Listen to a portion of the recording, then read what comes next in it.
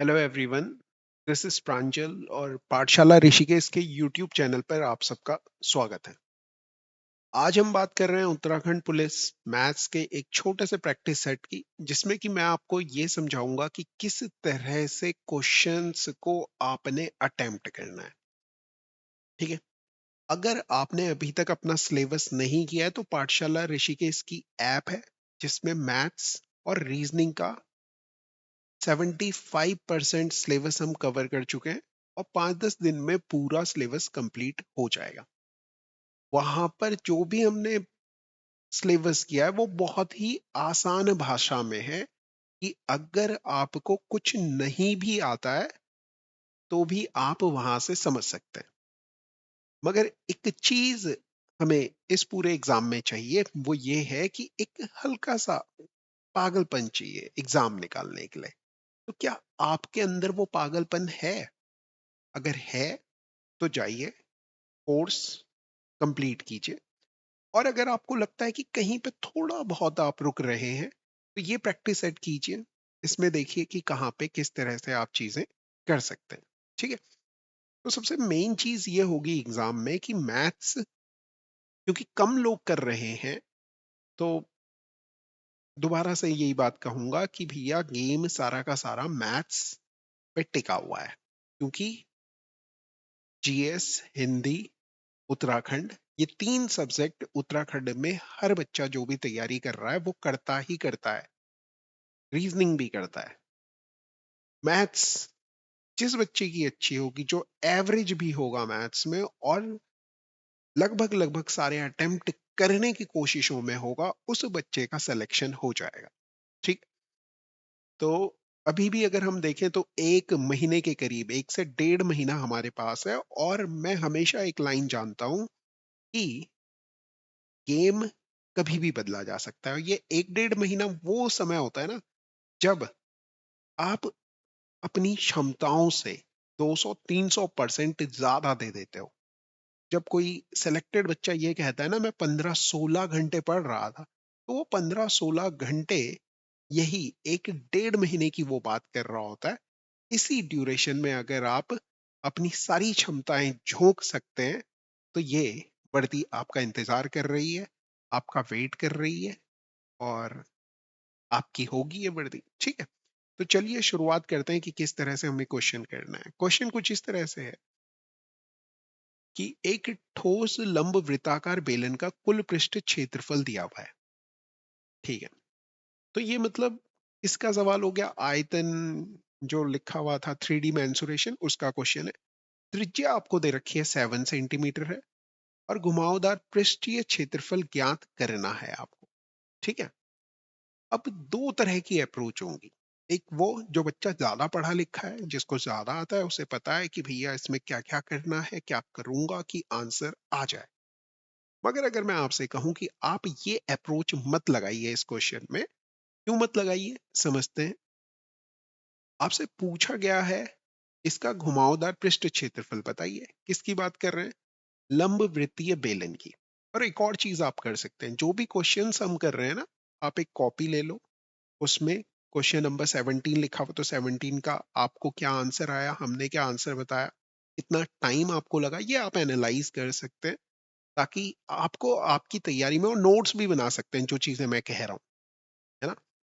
Notes बनाने से ये होगा, ये जो चीजें मैं आपको दे रहा हूँ ये आपके लिए कॉन्सेप्ट का काम करेगा, टूल का काम करेगा कि किस तरह से ये एग्जाम मैथ्स को लेके इजी होने वाला है।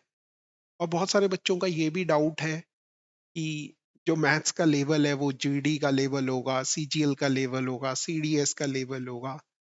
मैथ्स किस लेवल की आएगी? मैथ्स भैया अगर टाइम एंड वर्क है तो वो फिर आपसे इंजीनियरिंग का टाइम एंड वर्क पूछ लें, चाहे वो आपसे रॉकेट साइंस का टाइम एंड वर्क पूछ लें, आपको आना चाहिए। आपको ये नहीं सोचना चाहिए कि टाइम एंड वर्क किस लेवल का है। कोई लेवल नहीं होता किसी भी एग्जाम का। जीडी में भी ऐसा कुछ नहीं है कि जीडी के एग्जाम में टाइम एंड वर्क बड़ा आसान आता है, नहीं। बहुत सारे क्वेश्चंस ऐसे होते हैं जीडी के एग्जाम में जो सीजीएल के स्टूडेंट्स कर रहे होते हैं। तो ये वाली सोच जो आपके दिमाग में है ये बाहर निकालो। टाइम एंड वर्क है तो टाइम एंड वर्क का कोई भी क्वेश्चन आए आपको आना चाहिए तो आना चाहिए, ठीक है। बहुत ज्यादा हाई लेवल पे मत जाओ, है ना, कैट लेवल पे मत जाओ। कैट को हटा करके और सारे लेवल सेम है, भले ही वो जीडीओ, एमटीएस हो, सीएचएसएल हो, सीपीओ, सीजीएल हो, सीडीएस हो, सबका लेवल सेम है। केवल कैट का लेवल अलग है, और कैट लेवल की जो मैथमेटिक्स है वो किसी भी कॉम्पिटिटिव एग्जाम में गवर्नमेंट जॉब्स के नहीं पूछी जाती है, तो ये दिमाग से निकाल लें और आराम से तैयारी को करें। चलिए पहला क्वेश्चन ये आपसे पूछा हुआ है, कर्व सरफेस एरिया बताना है।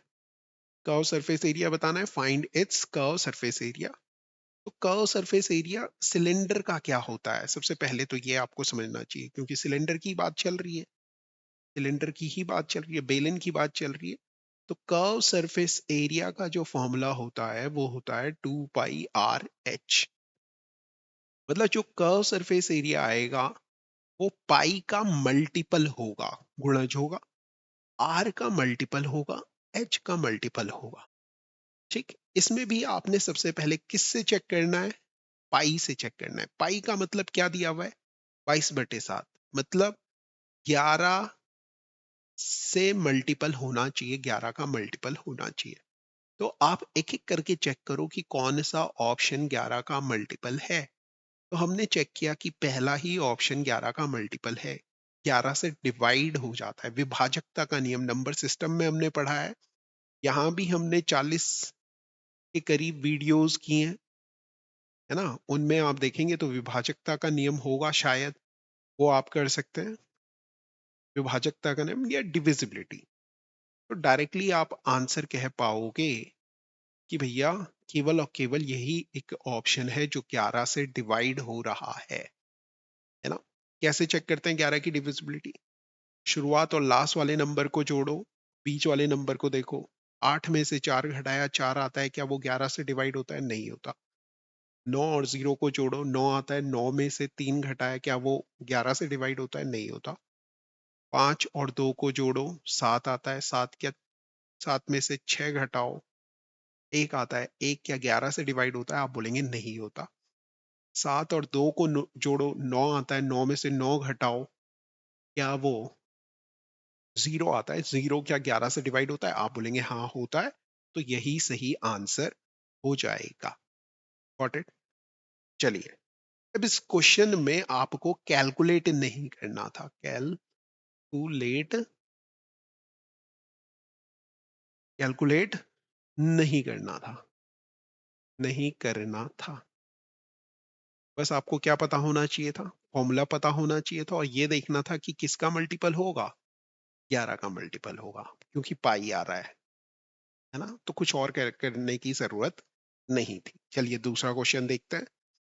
एक शंकु की ऊंचाई दी हुई है, शंकु बोले तो कोन, इस शेप का जो होता है, ऊंचाई दी हुई है और त्रिज्या दी हुई है 21 और 7√7 त्रिज्या दे रखी है।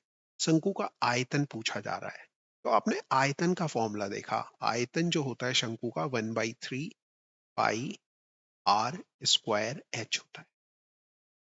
अब आपने ये देखा कि पाई का मल्टीपल होना चाहिए, पाई का मतलब क्या हो गया, 22/7।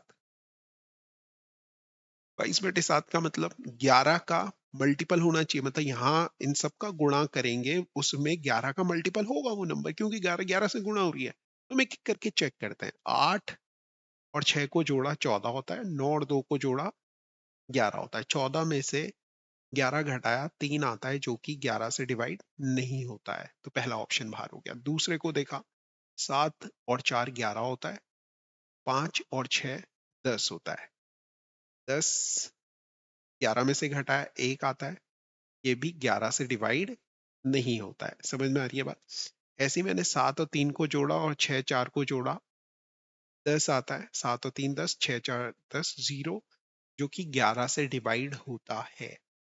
तीसरे ऑप्शन को देखा, 6 और 2 8, 7 और 4 को जोड़ा 11, 11 में से 8 घटाया 3 आता है, जो कि डिवाइड नहीं होता। अरे मैंने क्या जोड़ा है, 7 और 4 11, या अच्छा 7 और 4 11 और 5, ठीक है। तो दो ऑप्शन मिल रहे हैं मुझे, ये भी मिल रहा है, ये भी 0 आ रहा था, ये भी 0 आ रहा था, 2 ऑप्शन मुझे मिल रहे थे जो 11 के मल्टीपल थे।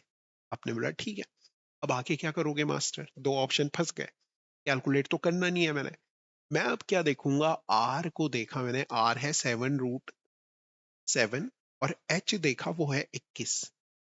ठीक है, मतलब 7 का स्क्वायर करूंगा तो 7 बचेगा। तो आप बोलोगे 22/7 भी तो है यहाँ, और यहाँ आएगा 7√7 का स्क्वायर इंटू 21। एक बार 7 कट जाएगा, फिर भी किसका मल्टीपल तो होगा ही, तो आप बोलेंगे 7 का मल्टीपल होगा। मतलब अब दूसरे ऑप्शन और तीसरे ऑप्शन में मैं ये चेक करूंगा कि दोनों नंबर्स में से कौन सा नंबर 7 का मल्टीपल है, बिना कैलकुलेट किए हुए। ठीक है, आराम आराम से आपको समझाने की पूरी कोशिश कर रहा हूँ कि कैलकुलेट मत करना इसे, क्योंकि कैलकुलेट करने जाओगे बहुत ही बड़ा पेपर है 300 क्वेश्चन का, कैलकुलेट करने जाओगे बहुत टाइम लग जाएगा। इतना बड़ा पेपर किसी भी एग्जाम में नहीं आ रहा, केवल और केवल उत्तराखंड में आ रहा है और एसआई में आ रहा है। ठीक है, तो इसके कुछ एडवांटेजेस होंगे कि क्वेश्चंस ऐसे सॉल्व किए जा सकेंगे। Got it? देखो क्या हो रहा है। अब आपने देखा कि 7 से देखो ये तो कट जाता है, फिर 54 इसको देखूंगा, 7×7 = 49, 5 आ गया, 7×8 = 56। हाँ ठीक है, ये 7 से डिवाइड हो जा रहा है। इसको देखूंगा, 7 हो जा रहा है, ये हो जा रहा है, मगर ये नहीं हो रहा, तो ये नहीं हो पाएगा। तीसरा ऑप्शन नहीं हो रहा, केवल दूसरा ऑप्शन हो रहा है। दूसरा ऑप्शन हो रहा है, मतलब यही आंसर आ जाएगा। आपने क्या किया, कमेंट करके जरूर बताना आपने कैसे सॉल्व किया। ठीक है, और कोई बच्चा बोलेगा कौन तो सिलेबस में है ही नहीं। भैया 1/3 πr² h लिखा हुआ है, क्या है इसमें सिलेबस में होने में और ना होने में? जब उन्होंने आयतन लिखा है तो भैया वो एक चीज से दूसरी चीज बना सकते हैं।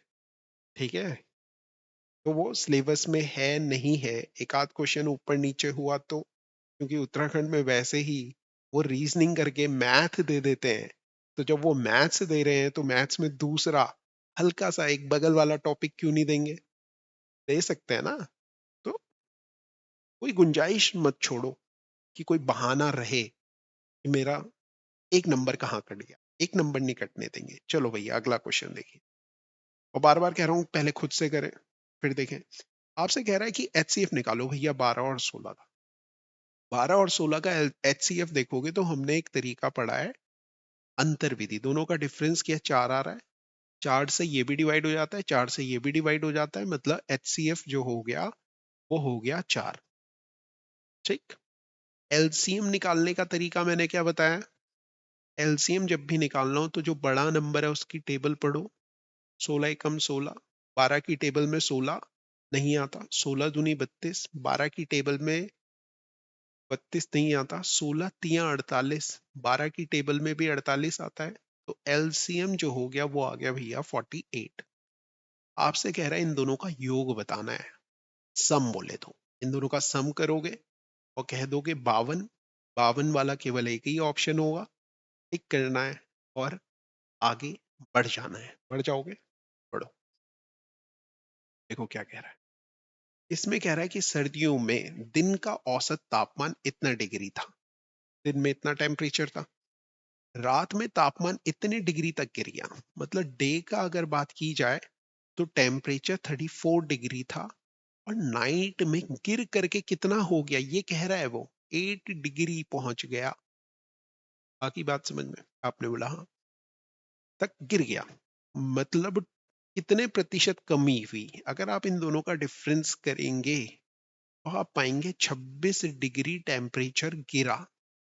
कितना डिग्री टेम्परेचर गिरा? 26 डिग्री गिरा। किससे गिरा? 34 से, अपॉन 34। अब ये कैलकुलेट करने में कई बच्चों के प्राण निकल जाएंगे, प्राण निकलने नहीं देंगे। इसे आसान करो, क्या करो, इनके पास का कोई ऐसा नंबर सोचो जो आप कैलकुलेट कर सकते हो। जैसे 25 आपने ले लिया, इसे कितना ले लिया? 35 ले लिया, अप्रोक्सीमेशन से। ठीक, क्यों कर रहा हूं मैं ये? क्योंकि नंबर्स ना बहुत दूर दूर हैं, इसलिए मैं ये कर पा रहा हूँ। ठीक, एक एक उसको थोड़ा सा, इसको एक कम कर लिया, इसको एक बढ़ा दिया, क्या बहुत ज्यादा फर्क नहीं पड़ेगा जो आंसर आएगा। 5 से कट जाते हैं, 5×5 = 25, 5×7 = 35, 5/7 आ गया। 5/7 का मतलब हो गया 50 गुणा के 100 करेंगे, इसे प्रतिशत में बदलना है तो 500/7, 7 से डिवाइड करो भैया, 7 सते 49, कितना बचा 1, ये आ गया 0, 7 सते 49 और 71-72 के करीब आ रहा है ये। मतलब इसके जो पास होगा उसको आप टिक कर लेंगे, आप कहेंगे 76। Got it? आई बात समझ में? क्लियर हो रहा है? क्योंकि हमने इसे बढ़ाया तो कम हुआ होगा, और इसे भी कम किया तो और कम हुआ होगा। ठीक है ना? क्लियर हो रही है? तो इस तरह से आप टिक कर सकते हैं इसे। किसी बच्चे को इसमें बुरा लग रहा हो तो 34 से भैया इसे डिवाइड कर लेना, तो भी 7 ही बार जाएगा, कोई बहुत ज्यादा फर्क नहीं पड़ रहा है। अगला देखिए भी, कह रहा है कि चीनी की कीमत में 5% की गिरावट आई। यदि कोई परिवार चीनी पर अपना खर्च पहले के ही बराबर रखना चाहता है तो परिवार को चीनी की खपत बढ़ानी होगी। कितनी बढ़ानी होगी, ये पूछा जा रहा है। तो ये जो क्वेश्चन है ना, ये खर्च बराबर मूल्य गुणा गए खपत पर बेस्ड है। ठीक है? खपत, खर्च बराबर मूल्य गुणा गए खपत, इस पर बेस्ड है। क्या कर रहे हैं वो, मूल्य में घटोतरी हो रही है। तो आपने इस तरह के क्वेश्चन में ये देख लेना है कि ये इस पर बेस्ड है। परसेंटेज का क्वेश्चन है, प्रॉफिट एंड लॉस का क्वेश्चन है, मूल्य कितना दे रखा है। देखो मूल्य में 5% की गिरावट की, मतलब मूल्य पहले 100 रहा होगा, 5% गिरा दो, कितना हो जाएगा, इतना हो जाएगा। और अब वो कह रहा है जो खर्च है वो उतना ही रहना चाहिए, जितना पहले था उतना ही अभी रहना चाहिए, बराबर रहना चाहिए, जितना यहाँ खर्च हो रहा था उतना ही यहाँ होना चाहिए। तो यहाँ ऐसी क्या वैल्यू से मल्टीप्लाई करें, आप बोलेंगे यहाँ 100 ले लो, यहाँ 95 ले लो। देखो जब इन दोनों का गुणा करेंगे तो इन दोनों के गुणा के बराबर आएगा, रेशो 1 आ जाएगा। आपने बोला हाँ, यही तो क्वेश्चन में कह रहा है। ठीक है? तो आपसे कहा जा रहा है तो परिवार चीनी पर अपना खर्च पहले की तरह रखना चाहता है तो परिवार की चीनी का खपत कितनी बढ़ानी होगी। अब ये देखो खपत ये है, पहले जो नीचे लिखी हुई है ना वैल्यू वो पहले वाली है, अब वाली वैल्यू ऊपर है। तो 95 से 100 हो गई, इतनी बढ़ गई खपत। तो आप बोलेंगे 5 बढ़ गई, किससे बढ़ी, 95 से। गुणा के 100 करो भैया, 1/19 आ गया। 19 से 100 को डिवाइड करोगे तो 5 सही, 5/19% आंसर मिल जाएगा, पहला ही ऑप्शन है। ठीक है? और अपना जो भी आपका स्कोर होगा कमेंट में जरूर बताना बाद में, जब सारे क्वेश्चंस आप कर लो कि आपके कितने क्वेश्चन सही हुए। ठीक है? चलिए अगला क्वेश्चन देखते हैं। किसी पुस्तक का अंकित मूल्य दे रखा है, बोले तो मार्क्ड प्राइस कितना दिया हुआ भैया, 5,000। तो छूट ज्ञात कीजिए यदि 4,000 रुपए में बेच दी गई, और सेलिंग प्राइस दे दी, विक्रय मूल्य दे दिया भैया कितना, 4,000। 5,000 की चीज को 4,000 में बेच दे रहे हो, तो छूट बतानी है, कितने की छूट मिल रही है। आप बोलेंगे 1,000 रुपए की छूट मिल रही है, तो 1,000 ऑप्शन में है, हाँ है।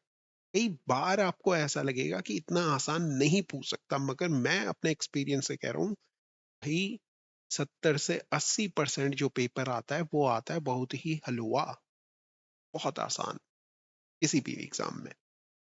और 20 से 30% पेपर ऐसा होता है वो वही बच्चा कर पाएगा जिसने बहुत प्रैक्टिस की हुई है।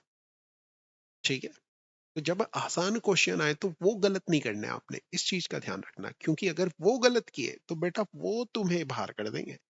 जो हार्ड वाले क्वेश्चन है वो गलत हो जाए तो भैया वो सबके गलत हो रहे, कोई दिक्कत नहीं।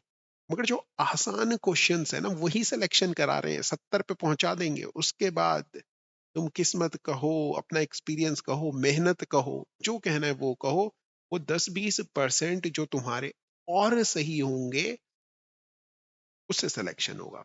मगर पहले जो ये 70% वाला खेमा है वो तो बचाओगे ना, कि उसमें ही लुढ़क जाओगे, नहीं। चलिए अगला क्वेश्चन देखिए। 24 और 24 और 12 का तृतीय अनुपाती बताना है। 24 और 12 का तृतीय अनुपाती। तो हमने कहा था ये ए ले लेते हैं, इसका इसके साथ जो रेशियो है वही इसका इसके साथ होना चाहिए। डायरेक्ट फॉर्मूला भी याद करवाया था मैंने। क्या याद करवाया था भैया? मैंने कहा था बी सी, ओ सॉरी, मैंने कहा था बी स्क्वायर अपॉन ए। बी स्क्वायर देखो कितना है, मतलब ये बी, अगर इसे ए लिया, इसे बी लिया, इसे एक्स कह रहे हैं हम, तो एक्स बराबर होता है बी स्क्वायर अपॉन ए। तो वैल्यू पुट करेंगे, 12 गुणा गए 12 बटे 24, 12 से ये कट गया, 2 बार 2 से ये काट दो भैया, 6। 6 आंसर आ गया। अगर ये याद नहीं है तो अभी याद करो, अदरवाइज क्या करोगे, 24 बटे 12 बराबर 12 बटे एक्स, फिर एक्स बराबर आएगा 12 गुणा गए 12 बटे एक्स, ओ सॉरी 24, और फिर सॉल्व करोगे। तो ये एक स्टेप जो एक्स्ट्रा जा रहा है ना, इसे बचा लेना है आपने, इसे नहीं जाने देना। ये अगर आपने एक एक्स्ट्रा स्टेप बचाया तो आपका टाइम बचेगा, और टाइम बचेगा तो उसे इन्वेस्ट कर पाओगे और क्वेश्चंस को करने में। नेक्स्ट क्वेश्चन देखो, एक स्लिंग बैग है, 10% की छूट थी। मयूरी ने एक स्लिंग बैग खरीदा और नगद भुगतान पर उसे 5% अतिरिक्त छूट मिली, 5% और मिल रहा है। उसने 2565 रुपए का भुगतान किया। ठीक है जी, मान लो कि स्लिंग बैग ₹P का था। पहले उसे कितने की छूट मिल रही थी, 10% की। का मतलब क्या हुआ, 100 की चीज को वो 90 में खरीद पा रही थी। छूट का मतलब ये रेट कम हो रहा है, शुरुआत में ओरिजिनल था और डिस्काउंट मिलके 90 का मिला। ऐसा एक और बार हुआ, फिर से उसे छूट मिली कितने की, 5% की। मतलब आप कहोगे 100 की चीज को कितने में मिलेगी उसे, 95 में। 2 बार छूट मिल गई, एक बार यहां मिली, एक बार यहां मिली। इस वजह से वो कितने में खरीद पाई, 2565 में खरीद पाई।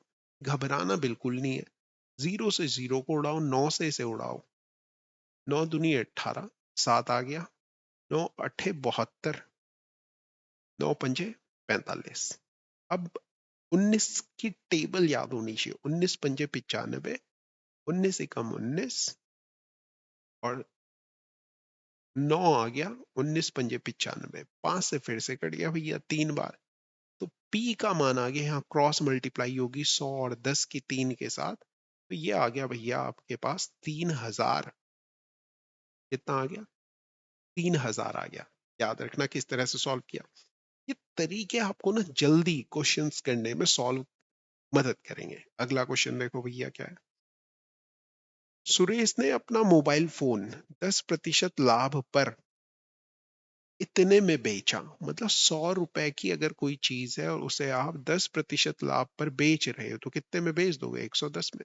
मतलब कॉस्ट प्राइस 100 रुपए वाली चीज को सेलिंग प्राइस बतानी हो तो ये होगा, रेशियो देखोगे तो 10:11। आपको कह रहा है इतने में बेच दिया, मतलब सेलिंग प्राइस, विक्रय मूल्य की बात दी हुई है। कितनी दी हुई, 29700। 11 से ये कट जाएगा, 11 दूनी 22, 11 सते 77, 20। तो ये तो एक का मान आया 2700, 10 का मान कितना आएगा, 27,000। है क्या ऑप्शन में, चेक करो। आपने बोला हाँ जी है, कैलकुलेट हो जाएगा, कुछ भी बड़ा नहीं है।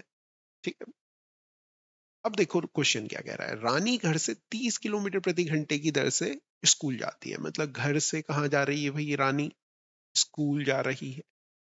किस स्पीड से जा रही है, तो जब वो घर से स्कूल जाती है तो 30 किलोमीटर पर आवर की स्पीड से जाती है, और जब वो वापस लौटती है स्कूल से घर तो 20 किलोमीटर प्रति घंटे की रफ्तार से लौटती है। पूछा जा रहा है पूरी यात्रा के लिए औसत गति बताइए, औसत चाल बताइए, एवरेज स्पीड बताइए। अब एक चीज याद रखना, और ये हमने टाइम स्पीड डिस्टेंस आज कंप्लीट कर लिया अपना ऐप में, पाठशाला ऋषिकेश में। तो वहां भी जाके आप ये 3 लेक्चर कर सकते हैं, इसमें एवरेज को बहुत अच्छे से समझाया है हमने। देखिए क्या कहा भाई, जितना घर से स्कूल की दूरी है उतनी ही स्कूल से घर की दूरी है। अगर डिस्टेंस कांस्टेंट है तो सीधे सीधे फॉर्मूला लगाना है आपने एवरेज स्पीड का, क्या, 2ab upon a plus B. कब लगेगा फॉर्मूला, जब डिस्टेंस कांस्टेंट होगी, डिस्टेंस कांस्टेंट होगी, अगर डिस्टेंस कांस्टेंट है तो भैया सीधे सीधे फॉर्मूला लगा दो।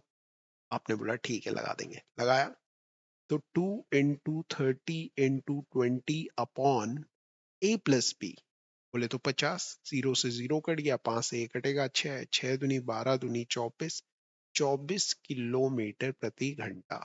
सीधे सीधे आंसर आ जाएगा। कर कौन पाएगा? जिसको पता होगा। जिसको पता ही नहीं होगा वो कैसे करेगा? तो इसके लिए आपने ये लेक्चर सही से देख लेना है। ठीक है, अगला क्वेश्चन देखिए।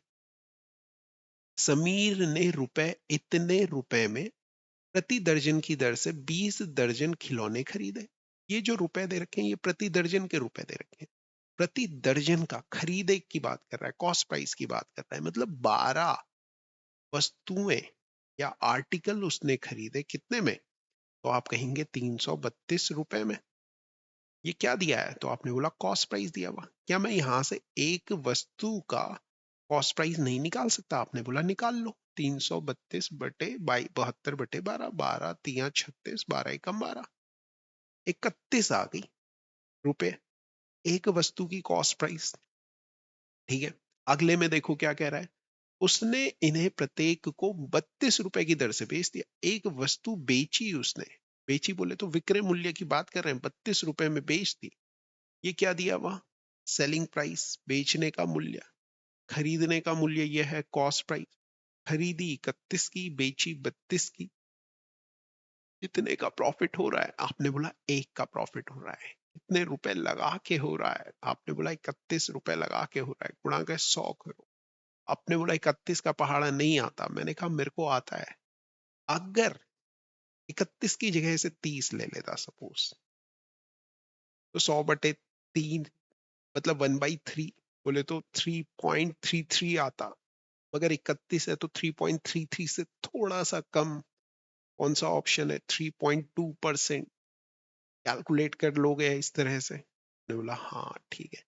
अब कोई बच्चा बोलेगा ये 20 दर्जन की जरूरत नहीं पड़ी ना। नहीं पड़ी, क्योंकि हमसे क्या पूछा जा रहा था? परसेंटेज में पूछा जा रहा था। अगर हमसे पूछा जाता कि टोटल कितने का प्रॉफिट हुआ, तो 20 दर्जन खरीदे थे, 20 दर्जन बेचते, 1 रुपए का प्रॉफिट हो रहा है एक पे, तो 12 चीजों पे 12 का प्रॉफिट, और फिर 20 पे 12 इंटू 20, 240, अगर मैं सही कर रहा हूँ कैलकुलेट तो।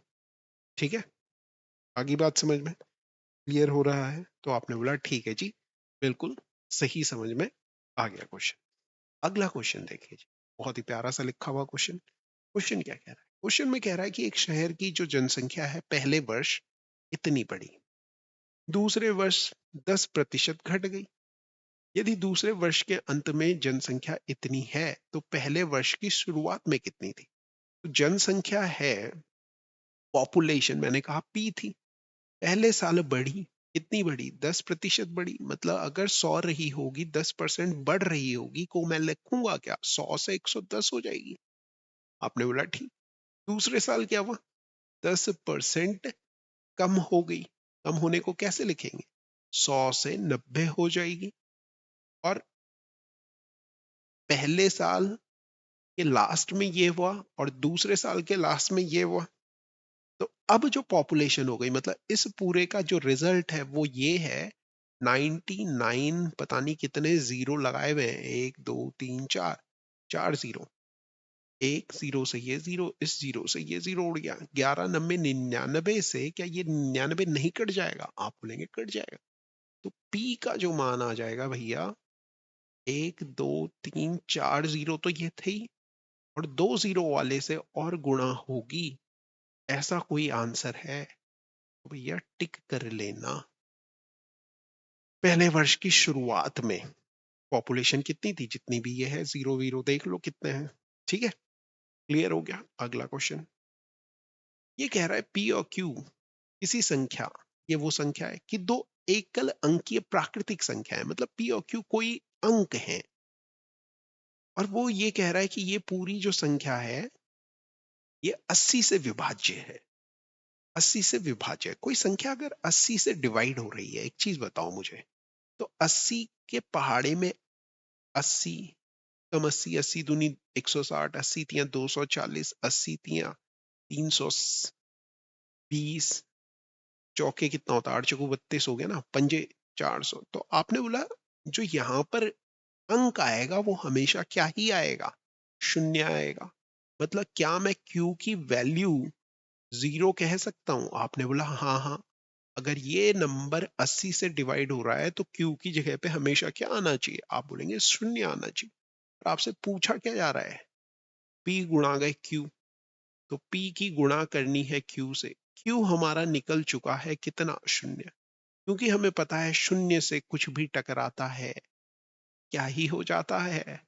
आपने बोला शून्य ही हो जाता है। तो हमें P के बारे में सोचने की बिल्कुल भी जरूरत नहीं है। तो आंसर क्या हो जाएगा? 0 हो जाएगा। मगर कई बच्चे क्या करेंगे, Q भी निकालेंगे फिर P भी निकालेंगे, या पहले P निकालने की कोशिश करेंगे और गेम खराब कर देंगे। तो ये वाला खेल मत करना। इसीलिए जिस तरह से मैं समझा रहा हूं इन्हें प्यार से समझते जाओ, देखते जाओ। और आपको हमारा ये सेशन कैसे लग रहा है ये जरूर कमेंट करके बताना। ये मोटिवेशन रहता है मिलने, है ना, कि मैं दूसरे दिन भी आऊं। ठीक है, तो नेक्स्ट क्वेश्चन देखते हैं जी।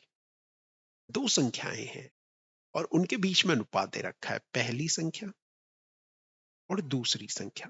अनुपात दे रखा है का मतलब है 2:3 में है।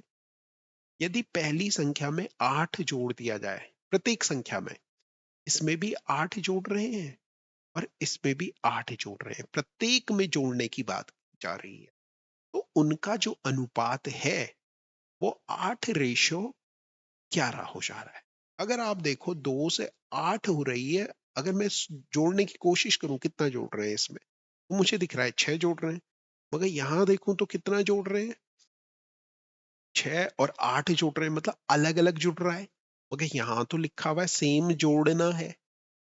तो इसे बैलेंस करना पड़ेगा। बैलेंस करने का तरीका ये है, इनके बीच का डिफरेंस देखा 1 है, इनके बीच का डिफरेंस देखा 3 है, तो भैया इस एक को 3 बनाने के लिए 3 से गुणा की इधर, इसमें भी 3 से करो, इसमें भी 3 से करो। अब देखो ये नंबर 6 है, 6 से 8 हो रहा है, इतना जोड़ रहे हैं, तो आपने बोला 2 जोड़ रहे हैं। यहां देखो 9 था, 9 से 11 हो गया, कितना जोड़ रहे हैं? 2 जोड़ रहे हैं। मतलब हमारे हिसाब से 2 जोड़ रहे हैं, मगर सवाल के हिसाब से कितना जोड़ रहे हैं? 8। मतलब 2 का जो मान है वो 8 के बराबर है, तो 1 का मान किसके बराबर होगा? 4 के बराबर होगा।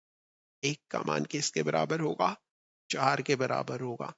आपसे पूछा जा रहा है दोनों संख्याएं क्या हैं, तो आपने बोला 6 की वैल्यू हो जाएगी 6 चौको 24 और 9 की वैल्यू हो जाएगी 9 चौको 36।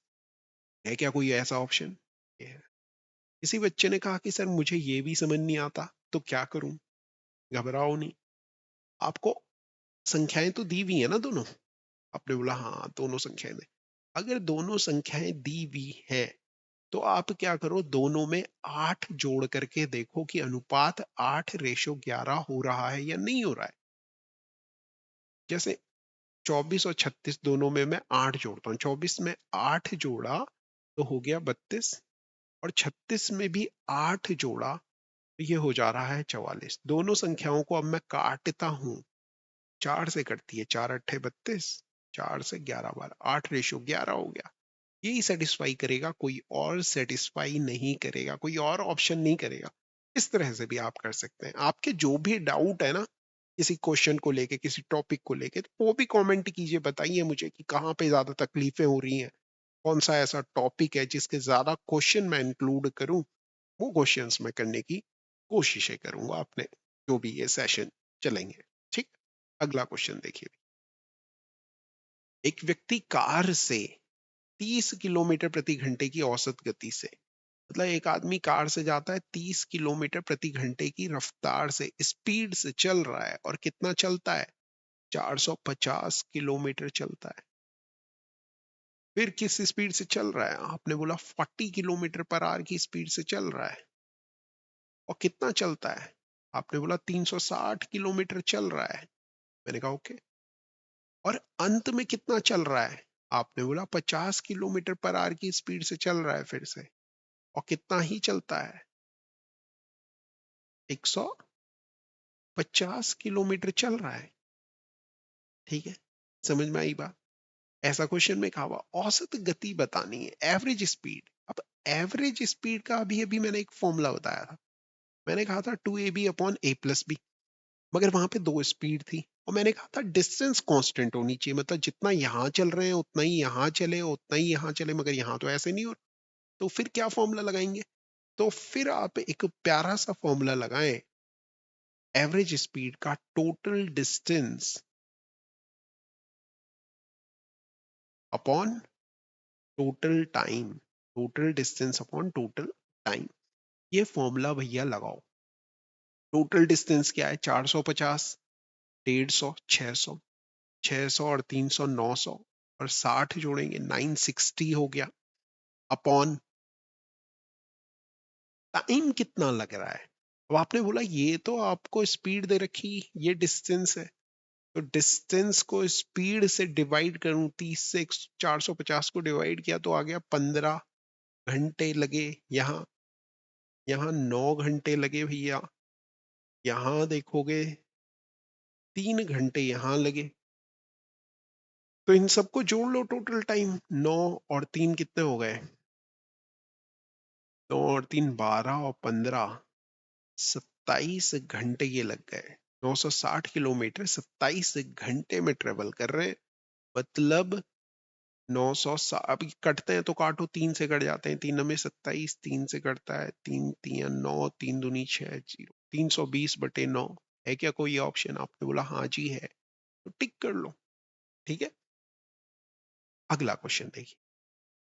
एक कंपनी ने एक निश्चित कार्य को 150 दिनों में पूरा करने के लिए 200 श्रमिकों को नियोजित किया। ठीक है, 150 दिन में काम करना है, और कितने लोग लगाए गए हैं? 200 लोग लगाए गए हैं। 50 दिन में एक चौथाई काम हुआ, मतलब 200। अब यहाँ पे ना कौन सा कॉन्सेप्ट लग रहा है ये समझ लेते हैं। M D H upon W, ये वाला कॉन्सेप्ट लगेगा, M D H upon W. ठीक है, तो क्या था, 200 लोगों ने काम किया, ये दे रहा है ना, कितने दिन तक काम किया? आपने बोला 50 दिन तक काम किया, तो 50 दिन इतना ही काम कर पाए, एक चौथाई, तो वर्क की जगह 1/4 होगा। ये बराबर होगा, किसके बराबर होगा? देखो, संपूर्ण कार्य को समय पर पूरा करने के लिए कितने अतिरिक्त श्रमिकों की आवश्यकता होगी भैया?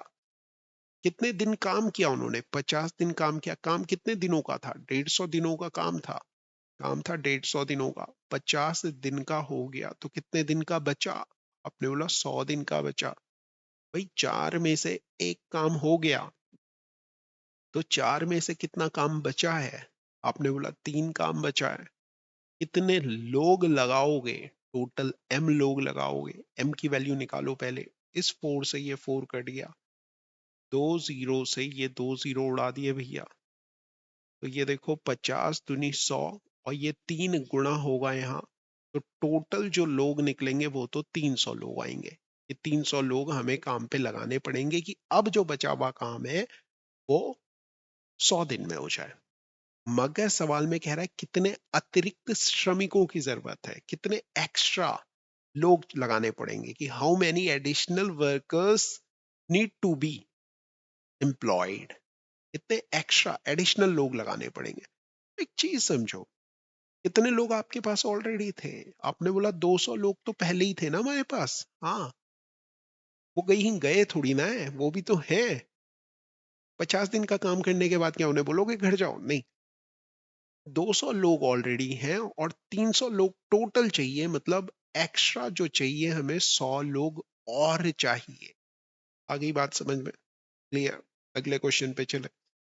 क्वेश्चन कह रहा है एक निश्चित राशि पर 3 वर्षों के लिए 8% की दर से चक्रवृद्धि साधारण ब्याज के बीच का अंतर इतना है, तो योग बताइए। अब सीधा सीधा भैया फॉर्मूला याद है तो सीधे आंसर बताओगे कि डिफरेंस, इसका डिफरेंस सीआई और एसआई का 3 साल का जो डिफरेंस का फॉर्मूला है वो होता है P R square 300 plus R upon 100 का क्यूब, याद कर लेना, सीधा क्वेश्चन आएगा इस पे पेस्ट। तो सीआई और एसआई का डिफरेंस कितना दिया हुआ, ये दिया हुआ, सीआई बोले तो चक्रवृद्धि ब्याज और साधारण ब्याज का अंतर 61.60 बराबर पी की वैल्यू कितनी है, यही तो निकालनी है। आर कितना है, 8%, तो 8 का स्क्वायर किया 64, 300 प्लस 8 308 बटे 100 गुणा के 100 का स्क्वायर ऐसे लिख लूं, ये पॉइंट हटाया 2 जीरो लगा लूं, आपने बोला हाँ लगाओ, इस 100 से ये 100 काट दिया, ठीक है। 308 का डबल करता हूं तो 616 आता है, करके देख लो, आता है। ये जीरो भी है, वो लिख लिया। अब इस 2 से इसको काटा, आ गया 32, एक जीरो ये है और 4 जीरो यहां मिलेंगे, तो 5 जीरो, 1 2 3 4, 5 जीरो को 32 से जब डिवाइड करूंगा मेरे प्यारे बच्चों, तो मेरे पास आंसर आ जाएगा 3125। तो आपको क्या याद रखना है, ये सिंपल सा फॉर्मूला आपने याद रखना है, सिंपल इंटरेस्ट और कंपाउंड इंटरेस्ट। और हमारी जो यहाँ यूट्यूब पे भी प्लेलिस्ट है, उसमें भी हमने सिंपल इंटरेस्ट, कंपाउंड इंटरेस्ट, बहुत सारे टॉपिक किए हुए हैं, तो वहां से आप ये टॉपिक कर सकते हैं, लिंक मैं डिस्क्रिप्शन में दे दूं, ठीक है ना। चलिए अगला क्वेश्चन देख। अब ये कह रहा है कि आकाश कैन डू, आकाश एक काम को 74 दिन में कर सकता है। आकाश कितने दिन में कर सकता है, 74 दिन में। विशाल इस काम को कितने दिन में कर रहा है, 37 दिन में कर रहा है। मैंने कहा था समोसे वाले कॉन्सेप्ट से कि 74 ही समोसे मान के चलो, ये एक समोसा खाता है एक दिन में, one day samosa, one day samosa, ये टोटल समोसे। याद है कि नहीं है, कि भूल गए, भूल भी गए हो तो भैया कॉन्सेप्ट तो यही है, आके कर लो क्या है। और यहाँ पे 2 समोसे, आपको क्या दिख रहा है, वो कह रहा है कि करता है विशाल को कितने दिनों के बाद उसके साथ जुड़ना चाहिए ताकि कुल काम 40 दिन में समाप्त हो जाए। आकाश ने काम अकेले शुरू किया, आकाश ने अकेले काम किया और 40 दिन में काम हो गया। मतलब आकाश एक समोसा डेली खाता है, तो 40 दिन में कितने ही खा पाएगा, आपने बोला 40 खा देगा। हाँ, मतलब कितने समोसे बचे, 34। ये 34 समोसे किसने खाए, आपने बोला विशाल ने खाए होंगे। तो विशाल को ये 34 समोसे, 2 समोसे एक दिन में खाने के हिसाब से कितने दिन लगेंगे, 17 दिन लगेंगे। मतलब विशाल ने कितने दिन काम किया, 17 दिन काम किया। आकाश ने कितने दिन काम किया, 40 दिन काम किया। मगर सवाल में आपसे ये पूछा जा रहा है कि विशाल को कितने दिन के बाद उसके साथ जुड़ना पड़ेगा।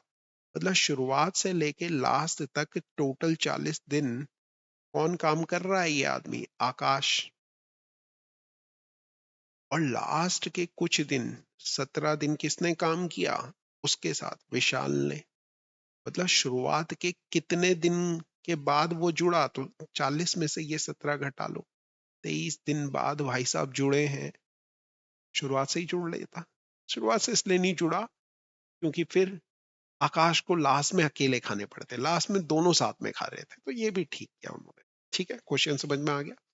अगला क्वेश्चन देखो भैया, निम्नलिखित संख्या के वर्ग का औसत ज्ञात कीजिए। संख्याओं के वर्गों का औसत, तो एवरेज सीधा सा है, 5 का वर्ग कितना होता है, 25 होता है। 8 का वर्ग कितना होता है, 64 होता है। 9 का वर्ग कितना होता है, 81 होता है। 12 का वर्ग कितना होता है, 144 होता है। 15 का वर्ग कितना होता है, 225 होता है। 16 का वर्ग कितना होता है, 256 होता है। इन सबको जोड़ना, जो भी योग आएगा उससे कितनी संख्याएं हैं, 1 2 3 4 5 6, 6 से डिवाइड कर लेना। ठीक है जी, 132.50 आंसर आ जाएगा। चेक कर लेना आपका आंसर ये आ रहा है या नहीं आ रहा है। यही क्या ना, ये ध्यान से पढ़ना कि वर्ग कह रहा है, ऐसे नहीं कि केवल संख्याएं दी हुई हैं औसत ज्ञात कीजिए और इनको सीधे जोड़ के और 6 से भाग कर दिया, ये मत कर लेना। तो ये लाइन सही से पढ़नी है कि वर्गों के, संख्याओं के वर्गों का औसत बताना है। ठीक, अगला क्वेश्चन, एक इंजन के पहिए की परिधि दे रखी है। पहिए की परिधि मतलब, परिधि का मतलब ये जो सर्कल होता है, ये कोई टायर है तो यहां से लेके ऐसे करके अगर हम देखें तो इसकी लंबाई दे रखी है, ये इसको कहते हैं परिधि। मतलब एक चक्कर में इतनी ही दूरी तो वो ट्रेवल करेगा। आपने बोला हाँ, इतनी दूरी ट्रेवल करेगा, ठीक है। ये 2 सेकंड में 4 चक्कर मारता है। तो 2 सेकंड में मारता है भाई ये कितने चक्कर? आपने बोला 4। 1 सेकंड में कितने चक्कर मारेगा? देखो भैया 2 चक्कर मारेगा। आपको पूछ रहा है 4 घंटे में कुल कितनी दूरी तय करेगा। अच्छा, 1 सेकंड पता है हमें, हम 60 से गुणा कर लेते हैं, इधर भी। तो हमें क्या मालूम चल गया, 60 सेकंड का मतलब 1 मिनट हुआ कि नहीं हुआ। 1 मिनट में कितने चक्कर मार रहा है? 120। अब इसमें भी 60 से गुणा कर लेता हूँ, 60 मिनट हो गए। तो यहां भी 60 से कर लेता हूँ। 60 मिनट का मतलब क्या हो गया? अब आपने बोला ये तो हो गया जी 1 घंटे। और आपको कितने घंटे चाहिए? 2। तो यहाँ 2 से की और यहाँ भी 2 से की। तो 2 घंटे में ये जो चक्कर मार रहा है वो है 2 गुणा गए 60 गुणा गए 2। ठीक। अब वो बोल रहा है कि परिधि जो है इसकी वो 3.75 मीटर है। तो इसको 3.75 से भी गुणा करनी है। ये जो आएगा ये सब किस में आएगा? मीटर में आएगा। इसे फिर किससे डिवाइड करना? किलोमीटर में बदलना है। तो 1000 से डिवाइड करना। अब आप बोलोगे ये मल्टीप्लाई कौन करेगा? मैं कहूंगा कि मत करो। क्यों मत करो? क्योंकि नीचे तो डिवाइड करना है केवल 1000 से, तो कोई फर्क नहीं पड़ रहा। ऊपर देखो ये 3 है, 3 का मल्टीपल, ये 3 का मल्टीपल। 3 और 3 के मल्टीपल मिलेंगे तो 9 का मल्टीपल बनाएगा। आपने बोला हाँ। मतलब 9 का मल्टीपल जो भी ऑप्शन होगा इन सब में से वही आंसर होगा। तो कौन सा ऑप्शन है 9 का मल्टीपल? आपने बोला जी ये है 54। कैलकुलेट कर लो तुम और देखना कितना आंसर आ रहा है या नहीं आ रहा है। ठीक है, तो चलिए फिर ठीक है। Thank you very much. I hope ये हमारा लास्ट क्वेश्चन था, तो आपको जो ये कॉन्सेप्ट है ये सही से समझ में आए हो। आपके कोई भी डाउट है मैथ्स को, रीजनिंग को लेके, तो कमेंट करके आप हम तक पहुंचा सकते हैं। और ज्यादा से ज्यादा क्वेश्चंस करो, ज्यादा से ज्यादा प्रैक्टिस करो। ये 1 डेढ़ महीना भूल जाओ कि तुम्हें आता है नहीं आता है, कर सकते हो नहीं कर सकते हो, लेवल क्या होगा लेवल क्या नहीं होगा। ये सब बातें आप तब कर रहे होते हो जब आप पढ़ नहीं रहे होते हो। तो अगर आप पढ़ रहे हो तो मैटर नहीं करता लेवल क्या आएगा। आसान आएगा सबके लिए आसान है, हार्ड आएगा सबके लिए हार्ड है ना। तुम अपने कॉन्सेप्ट तैयार रखो, ठीक है। और अगर किसी बच्चे का अभी भी मैथ्स का सिलेबस कंप्लीट नहीं हुआ है तो पाठशाला ऋषिकेश की ऐप है, उसमें जाके मैथ्स का सिलेबस आप मेरे ख्याल से 30 32 30 40 वीडियो में कंप्लीट हो जाएगा। एक दिन में 3 3 वीडियो भी देखोगे एक एक टॉपिक की तो भी आप कंप्लीट कर लोगे। बहुत ही आसान तरीके से बताने की मैंने पूरी पूरी कोशिशें की हैं। तो वहां से आपको चीजें क्लियर हो जाएंगी। इसी तरह से रीजनिंग का सिलेबस भी किया है।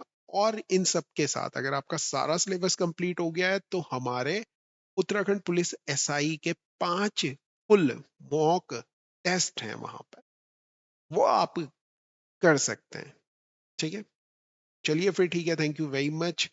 Have a nice day. पढ़ते रहो, करते रहो, मिलते रहेंगे इसी तरह से। कुछ और डाउट होंगे तो बताना जरूर।